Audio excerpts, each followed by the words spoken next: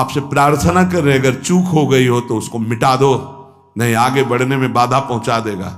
अपने गुरुजनों से सलाह करके उसका प्रायश्चित कर लेना चाहिए। अगर गुरुजन कर दे जाओ कुछ नहीं तो कुछ नहीं, खत्म खेल, वो निपटा देंगे, वो करुणामय है, उनमें बड़ी सामर्थ्य है। पर छठवां सूत्र, सदाचार, संयम, जितेंद्रियता, मनोनिग्रह साधक में होना ही चाहिए। जो साधक एकांत में मनोरंजन करके अपने जीवन को नष्ट कर रहे हैं, अच्छा होता गृहस्थ धर्म में रहते, बाल बच्चे पैदा करके मेहनत करके धर्म पूर्वक कमाते और समाज की सेवा करते। यदि अखंड ब्रह्मचारी वैराग्य मार्ग के पथिक हो तो चूक ना होने पावे प्रार्थना करते हैं। इंद्रियों को शिथिल ना होने देना, मन को शिथिल मत होने देना, नहीं तो ऐसा बंधन ये बांध देते हैं कि बड़े बड़ों को सर झुकाकर चलना पड़ता है। रौंद देती है माया, ध्यान रखना, सर उठाने लायक नहीं रह जाता। अगर इंद्रिय जन्य भोगों का आकर्षण नष्ट कर दे तो अपना मन अपने को जलाता रहता, धिक्कार देता रहता। कैसे हो गया ऐसे? तो कैसे हो गया? कीन हो इस कबहू अभिमाना, सुख हो वंचा कृपा निधाना।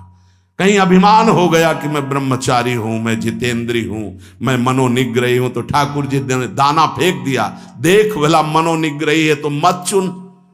लेकिन कृपा पात्र साधक पुनः अपने आप को सावधान करके सदाचार में ही स्थित रहे। आज सदाचार को समझा ही नहीं जा रहा कि सदाचार है क्या।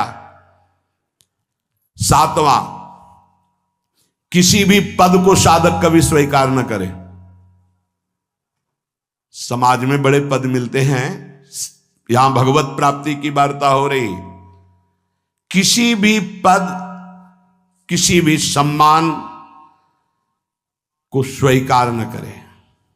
ये सब उपाधियां हैं, अगर उपाधियां स्वीकार की तो उपद्रव शुरू हो जाएंगे। कोई उपाधि स्वीकार न करो तो इतने महान बन जाओगे कि पूरे विश्व में तुम ही होगे। ये भी बात याद कर लो। कोई भी छोटी मोटी उपाधि स्वीकार की तो उस महान को नहीं प्राप्त कर पाओगे। विश्व में तुम ही होगे, या तो ज्ञान में तो एक तुमसे बड़ा कोई है नहीं, और अगर भक्ति में तो तुमसे छोटा कोई नहीं, तो विश्व में तुम ही तो हुए ना। सब बड़े और आप छोटे, विश्व में आप त्रणादपि सुनीचेन, और ज्ञान तो हम ब्रह्मास्मि, सबको समेट लिया अपने में, एक के सिवा दूसरा कोई नहीं। यह है उपाधि रहित महापुरुष की स्थिति। कोई उपाधि स्वीकार न। अनंत ब्रह्मांडों का महारत्न इंद्र नीलमणि, जहां जहां भक्त मेरा चरण रखे वहां वहां रखूं हाथ, पीछे पीछे मैं फिरूं कभी न छाड़ूं साथ। इससे बड़ा कोई पद होगा? निरपेक्षम मुनिम शांतम निर्वैरम समदर्शनम अनुब्रजाम्य हम नित्यम पूये यत्यंगुरेणु भी। जिसकी चरण रज लेने के लिए परब्रह्म परमात्मा पीछे डोलता है, वो है ये पद। जब कोई पद नहीं स्वीकार करता तो ये पद प्राप्त होता है। इसलिए सातवां, किसी भी उपाधि को, पद को साधक कभी स्वीकार न करे। आप यहां के अमुक बन करके अमुक नहीं, सेवाएं सब हैं पर सेवक हूं, कोई पद नहीं। देख लो बड़े बड़े महापुरुषों को। पूज्यपाद उड़िया बाबा जी ने जब देखा तो दंड का विसर्जन कर दिया कि पद की तरफ एक घसीट रहा है। गंगा जी में महाप्रभु चैतन्य देव ने गंगा जी में जो हमारे परम पद के बीच में आएगा वो सबका प्रवाहित कर देना ही उचित है। बहुत समझना, पूरे जीवन भर याद रखना, यह अध्यात्म है। अध्यात्म कभी कोई भी उपाधि स्वीकार ना करे। वो बहुत जल्दी उपाधियां सामने लिख दी जाती है, तभी कोई वो स्थिति ही नहीं आती। उपाधि, हमारे ब्रजमंडल में एक से एक महापुरुष हुए हैं। बाबा प्राण धन रहे हैं, कितने संत महापुरुष, और उनको यहां प्यार से ब्रजवासी जन मेरो बाबा प्रिया प्रीतम के लाडले।